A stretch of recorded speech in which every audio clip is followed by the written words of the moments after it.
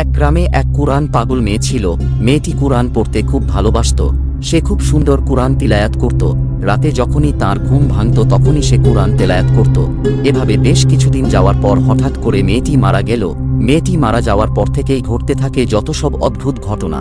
একদিন রাতে মেয়েটি যে ঘরে কুরআন পড়ত সে রুম থেকে কান্নার আওয়াজ আসতে লাগলো।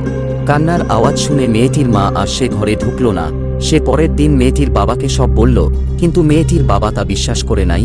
পরের দিন রাতে একইভাবে কান্নার আওয়াজ আসতে লাগলো। মেয়েটির বাবাও সে আওয়াজ শুনে খুব ভয় পেয়ে যান। পরের দিন সকালে তিনি মসজিদের ইমাম সাহেবকে ঘটনাটি জানান। ইমাম সাহেব ঘটনা যাচাই করার জন্য সে ঘরে রাতে একা থাকেন এবং তিনিও সে কান্নার আওয়াজ শুনেন। সে কান্নার আওয়াজ শুনে মনে হচ্ছিল অনেকজন একসাথে কান্না করছে। তখন ইমাম সাহেব নিজেও কেঁদে ফেললেন আর সবাইকে বললেন, এটা ফেরেশতাদের কান্নার আওয়াজ। মেয়েটি প্রতিদিন রাতে যে সময় কুরআন তিলায়াত করত ফেরেশতারা তখন শুনতে আসত। এখন মেয়েটি নেই, তাই প্রতি রাতে ফেরেশতারা এই সময় কান্না করে।